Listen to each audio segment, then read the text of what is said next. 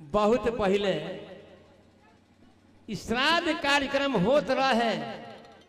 लेकिन रावण के चलती भई श्राद्ध कार्यक्रम के बंद करवा दिले। सारा ब्राह्मण लोग के मना कर दिले, कोई आदमी के कोनो कार्यक्रम में नहीं जाए के। कई हजार बरस बीत गए चाचाजी, श्राद्ध कार्यक्रम बंद भइले। ते धरती पर के शुरू कई ए पर ध्यान दिया जाओ। राजा दशरथ जी महाराज के प्राण छूटे के समय आ गई बा। दशरथ जी महाराज के मरे के समय आ गई बा। रानी कौशल्या सुमित्रा के कई से दशरथ जी महाराज का कह के मर गई। रानिया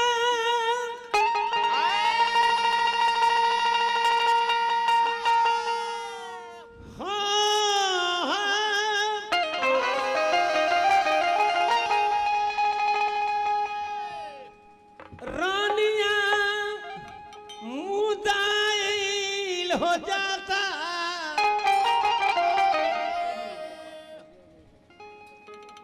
और कहाँ दुनू आँखिया ए रनिया।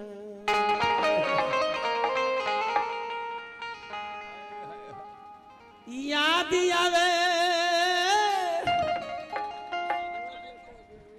अनहरू के बतिया के रहे के श्रवण कुमार के माता पिता रहलो। बाबूजी के नाम चंद्र उद्वान ऋषि, महतारी के नाम चंद्रकला रहे। राजा को होते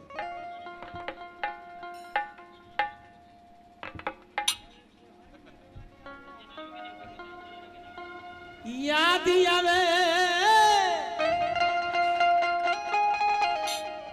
आर्यन हरू के बतिया।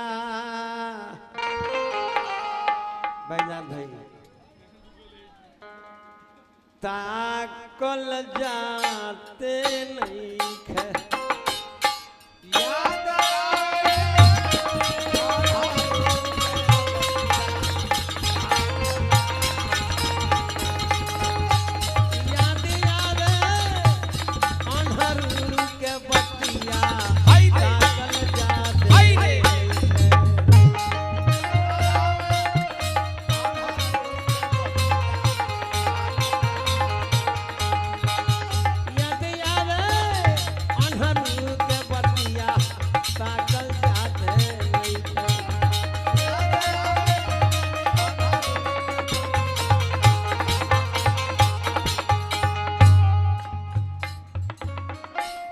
एक दिन गईनी बनवा सरमन के मरनी जन्म। एक दिन गईनी बनवा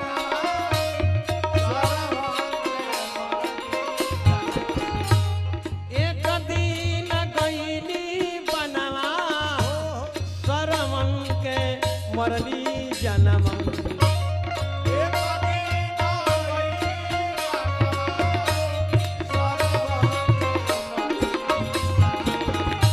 बैनाथ भाई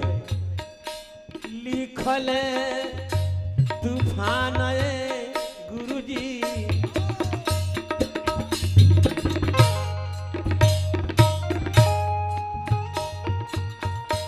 लिखल लिखल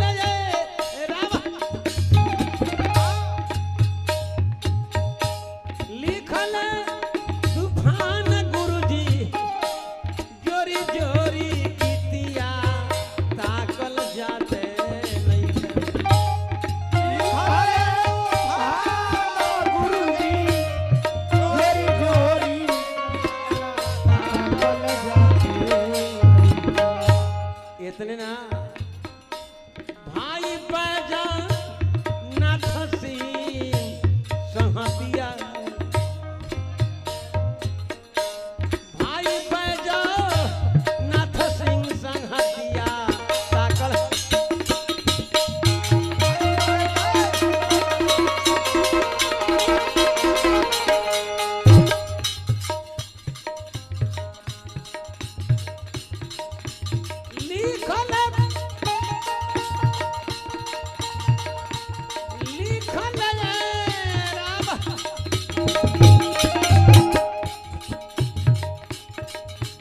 ही और में ही और में ही लिखल तूफान गुरुजी जोरी जोरी गीतिया साकुल जाते भाई बैजा अरे नाथ सिंह संहतिया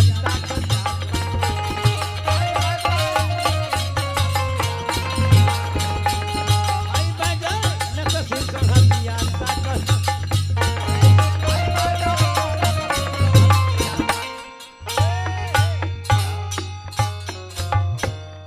तोलहाला बंद रहे।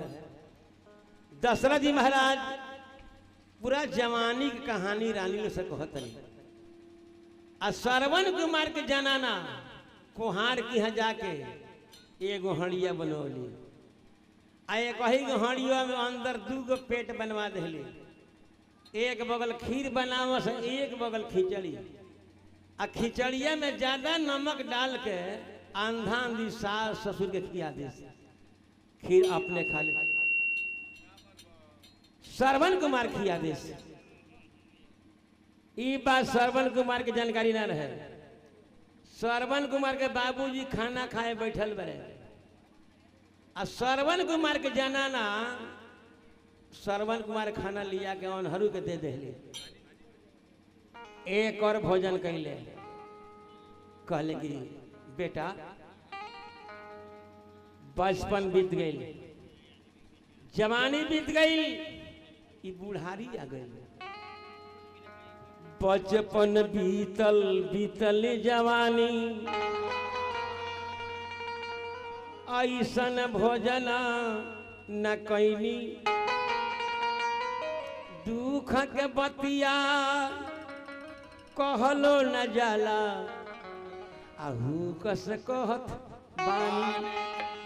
बेटा डेली नमक खिचड़ी खाई सन ई खीर कहाँ से आ गई बेटा।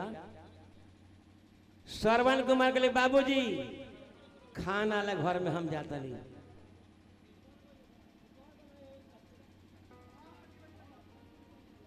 खाना ला घर में श्रवण कुमार गईले देखले कि एगो हड़िया में 2 गो पेट एक बगल खीर आ एक बगल खिचड़ी अपना जनाना के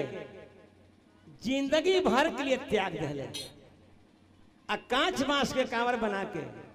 माता पिता के बैठा के आ तीर्थ करावे लेके चल दिले बड़े बैना कहू कहू सीताराम कहू कहू सीताराम भगवान के नाम सुनी स्वर्गीय माता समरिया देवी के नाम पर है कान्हावा पकावर लेके अरे श्रवण जी चलले हो डगरिया धैले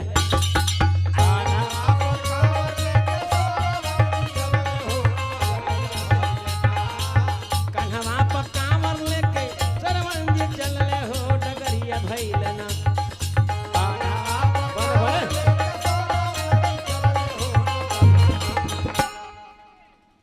जाल तीरथ नगरिया हो डगरिया धैले ना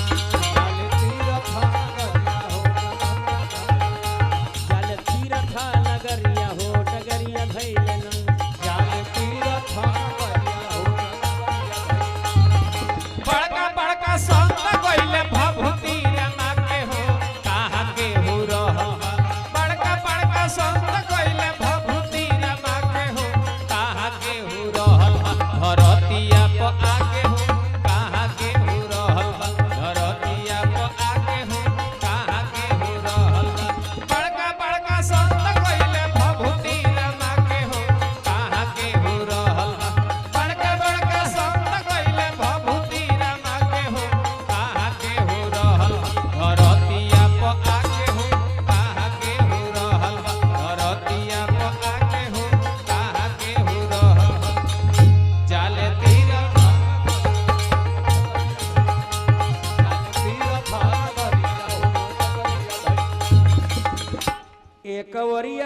तबाले एक महतरिया हो डगरिया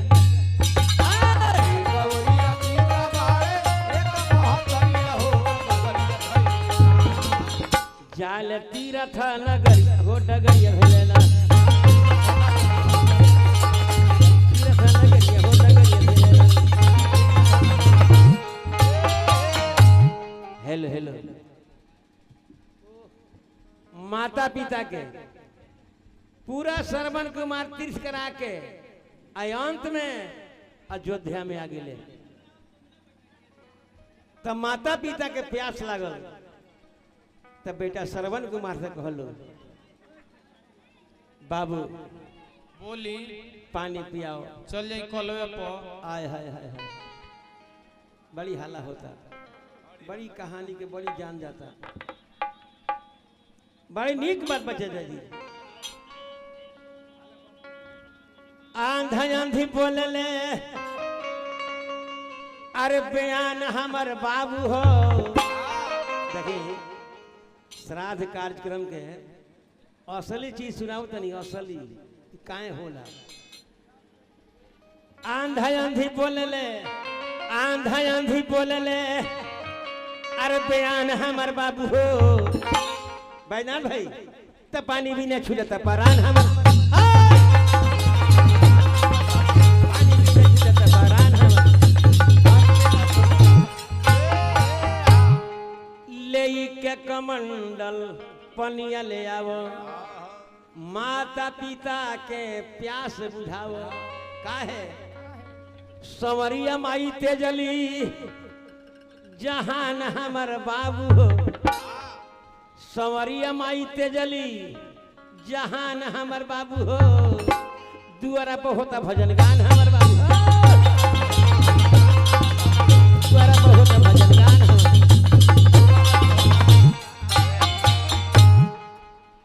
माता पिता के जंगलवा में श्रवण कुमार बैठा देले कमंडल लेके।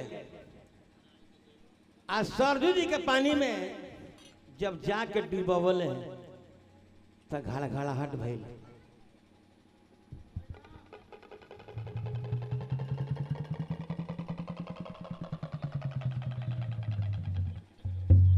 घड़घड़ाहट भइल।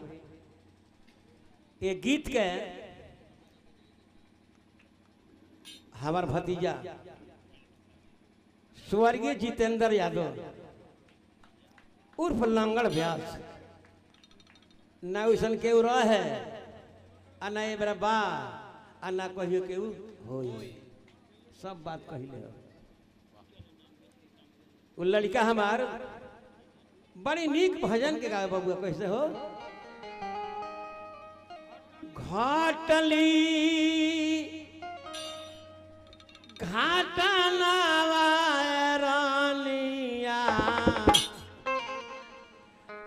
लागी गईले हो पाना। घाटली घाटनावा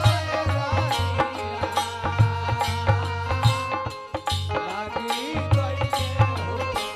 पाना। जानते नहीं गीत के गावल ग्राम हसनैन टोला थाना मीरगंज जिला गोपालगंज। स्वर्गीय हमारा भोला चाचा 114 बरस की उम्र में उनकर मौत भई। 114 बरस पर वो गाँव राम राम राम हो राम जी राम राम सीता हो राम राम राम राम हो राम जी राम राम सीता हो राम। घाटली घाटनवा रानिया लागी गईले हो बाला। घाटली घाटनवा रानिया लागी गईले हो बाला।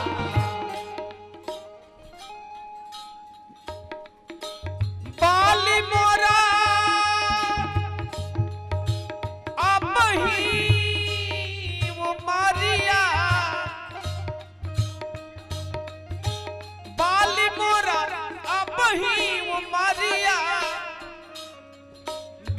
रात दिन बधाई दिहलेरा सजना सयान हम नादान त कैसे के गवाना जाइबेरा सजना सयान हम नादान त कैसे के गवाना जाइबेरा बाबा मोरा बड़ी नीर मोहिया बाबा मोरा बड़ी नीर मोहिया बाबा मोरा बड़ी नीर मोहिया नमन में बिचारावा कोइला नेरा माई मोरहिया के कठोर माई मोरहिया के कठोर घरवा से निकाली दिहलिएरा माई मोरहिया के कठोर घरवा से निकाली दिहलिएरा घटली घटाना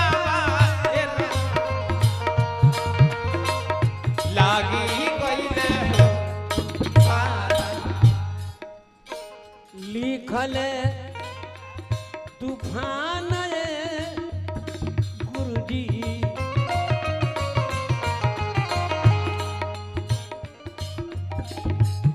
लिखल तूफान गुरुजी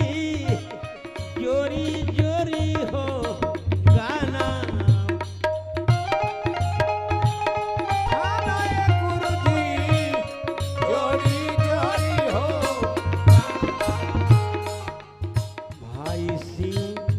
कुमार हो भैया भाई सी कुमार हो भैया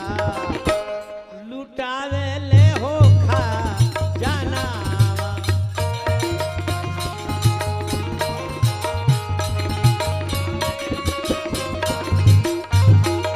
भाई सी कुमार भैया लुटावे ले हो खा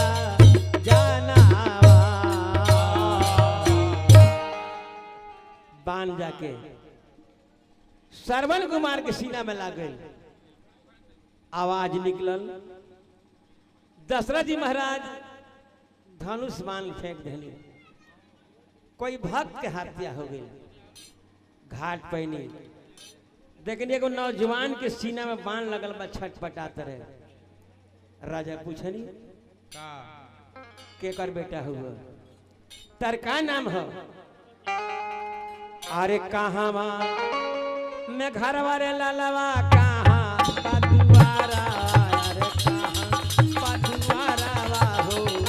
या तारा बाबूजी के नाम मनोरा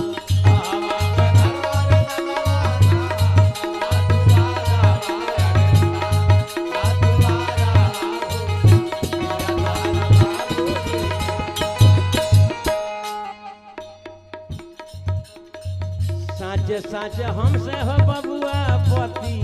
अब बतई तो यारे पति अब बतई तो हो या तारा बाबूजी के नाम मनोरा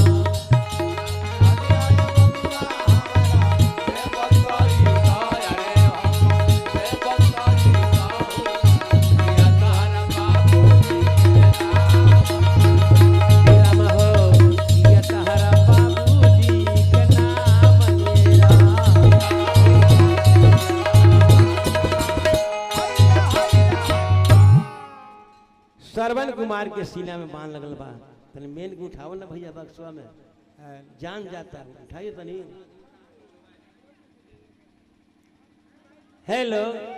हेलो एंगरा हेली हाला मत करिए श्रवण कुमार के सीना में बाण लगल बा छटपटा रहे कल के हमारे माता पिता अंधान दी जंगल में वालों माई के नाम चंद्रकला है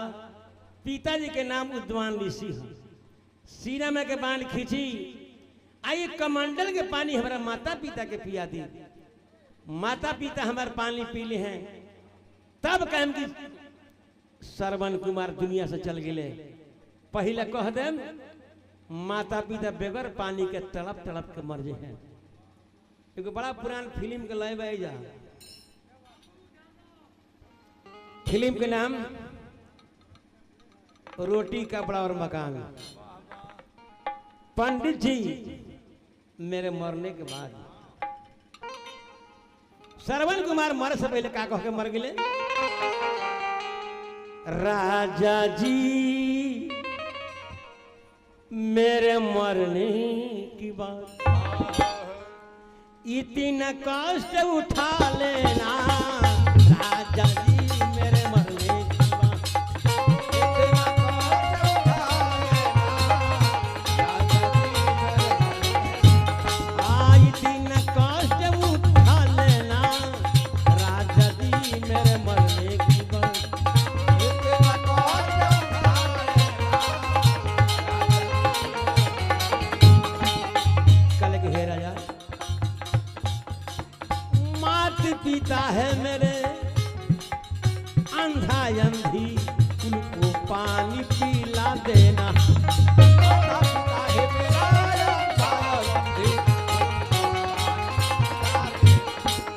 माता पिता है मेरे अंधा अंधी, उनको पानी पिला देना।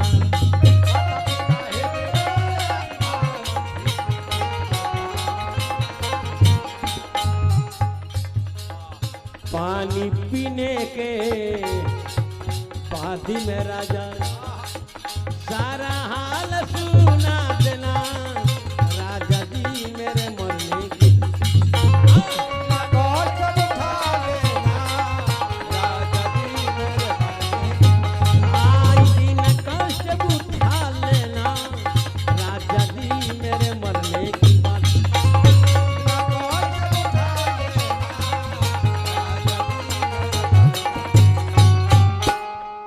राजा सीना में के बांध खींचले, श्रवण कुमार के प्राण छूट गई। आ कमंडल के पानी हाथ में लेके दशरथ जी महाराज आंधान निकल के जंगल में आयल बनी, खड़ाऊ खटखटाता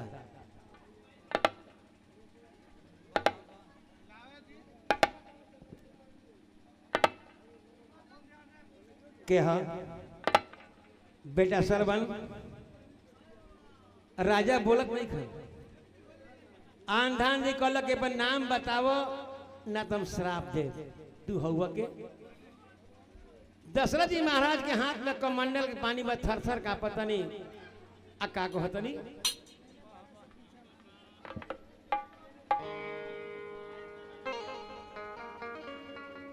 अयोध्या नगरिया भैया घरवा दुआरा हो,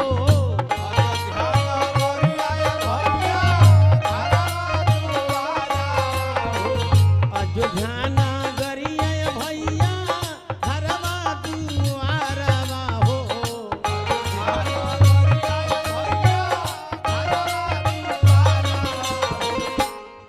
दशरथ बाटे हमरो नाम जी,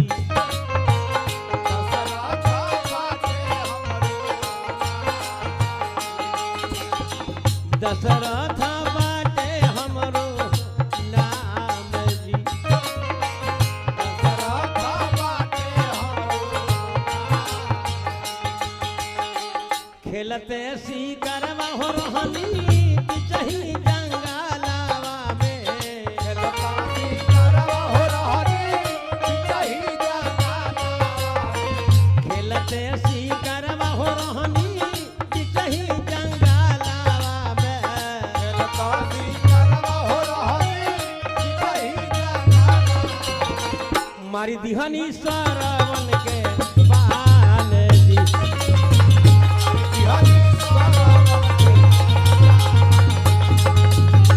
मारी दिहनी श्रवण के बान जी।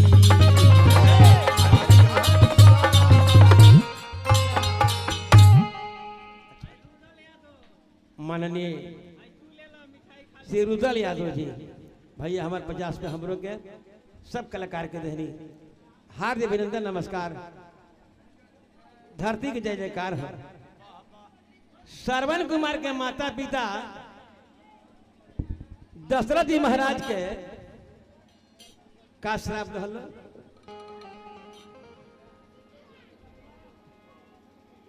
पुत्र के वियोगवा न जैसे ताड़ पवाला वैसे तड़पी जियारा तुहार हो वैसे तड़पी जियारा तो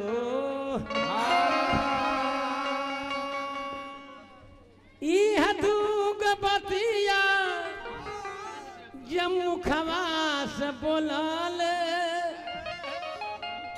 आंधा अंधी गैल सूरधाम हो आंधा अंधी गैल सूरधाम। देखिए माता श्रीमती समरिया देवी माता समरिया देवी जी वो माई के नाम पर उहो गुहे नाम बा इहो गुहे नाम बा 101 रुपया के पुरस्कार दिले बनी। चरण के हम गोल लगतनी आ धरती की जय जयकार करतनी। हम श्रवण कुमार के माता पिता श्राप दे के 6 हाली छाती में मुंह का मार के अब मर गए लोग। ओहो तो कमंडल के पानी दशरथ जी महाराज के हाथ में बा पानी कोई पियल ना ती पानी का भई दशरथ जी कमंडल के पानी हाथ में लेके गुरु वशिष्ठ मुनि के लगे पहुंचल बनी। गुरु वशिष्ठ मुनि के चरण छू के प्रणाम कैनी आ कहनी गे गुरु जी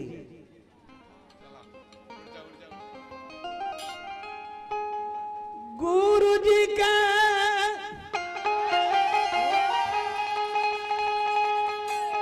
अरे धई के चरणवा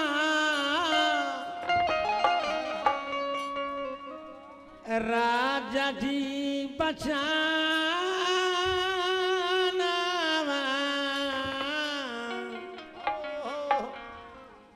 कहले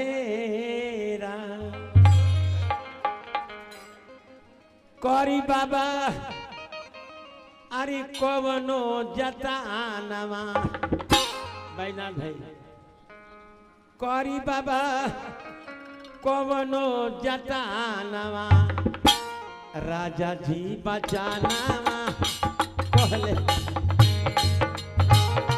करी बाबा कवनो जतानवा राजा जी बचानवा करी बाबा कवनो जतानवा राजा जी बचानवा कहले करी बाबा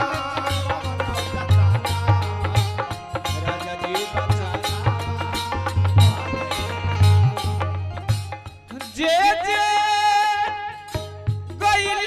भुलाई लवट के नया आइलेरा जे जे गइल भुलाई लवट के नया आइलेरा जाने कहाँ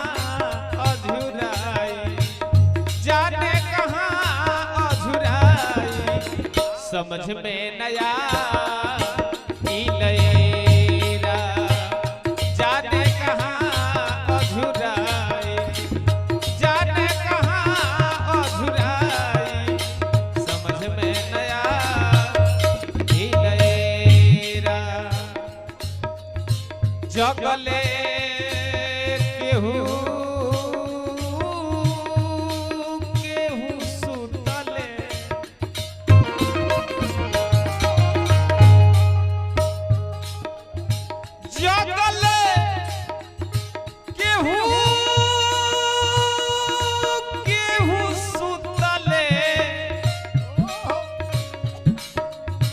केहू बयान हुआ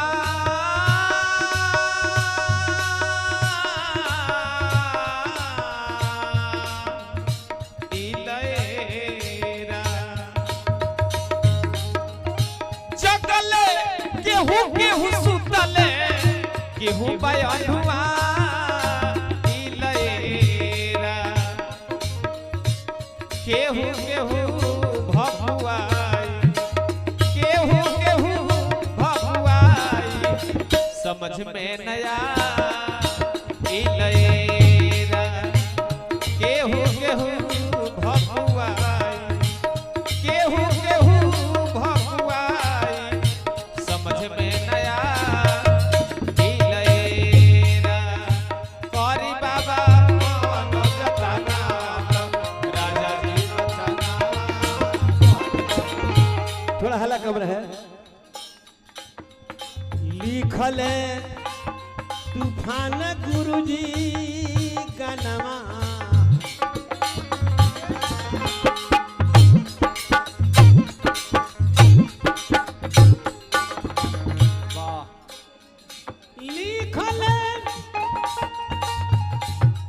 लिखल राम लिखल तूफान गुरु गानमा राजा जी बचाना कहले लिखल तूफान गुरु गानमा राजा जी बचाना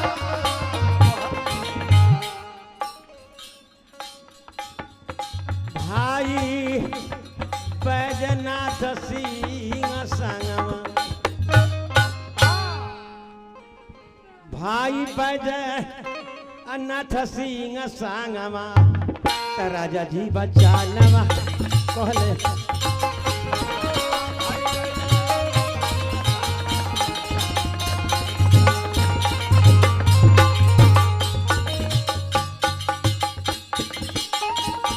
लिखल राम लिखल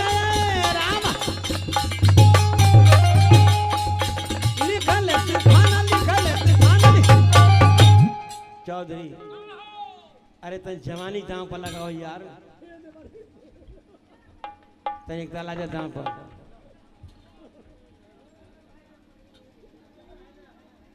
हाला कम बढ़ जा बढ़ जा रोरा डांस बहुत देखले बनी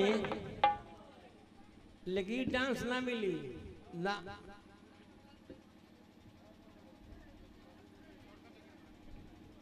ई 80 वर्षा हो 70 वर्षा ई 80 वर्षा हो आ का कहत लो लिखल तू फन गुरु गाना राजा जी बचनमा कहले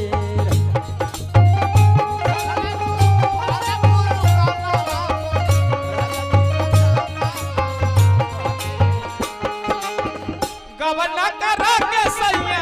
गवना करा के सैया कोइल नल ताल ताता काल आजा होता ता काल आजा रंगल चाहेला देवरा का ताता काल आजा रंगल चाहेला देवरा का ताता काल आजा गवना करा के सैया गवना करा के सैया कोइल नल ताल ताता होता ता काल आजा रंगल चाहेला देवरा का ताता काल आजा रंगल चाहेला देवरा का ताता काल आजा लहुरा देवरा वाए पिया लहुरा देवरा वाए पिया लहुरा देवरा पियो ले भीसकिया पियो होइल बा बेवड़ा पियो ले भीसकिया पियो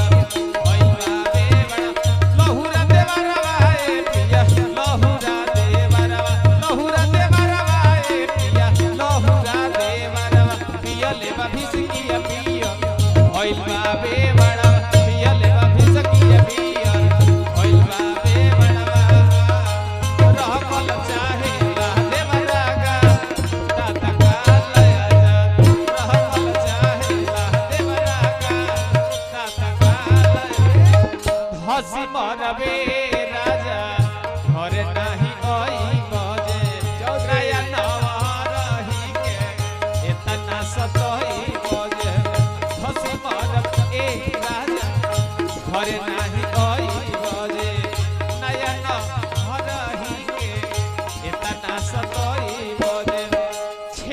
चहेला जगह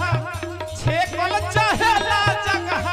फेंक के रुमाल ताता का दया अरे जवानी ताता का दया रहंगल चाहेला देवरागा ताता का दया रहंगल चाहेला देवरागा ताता का दया रहंगल चाहेला देवरागा ताता का दया रहंगल चाहेला देवरागा। देखे श्रवण कुमार के माता पिता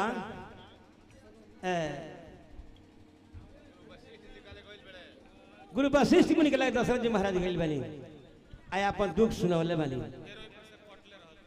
त गुरु वशिष्ठ मुनि कहने की राजा एगो काम करो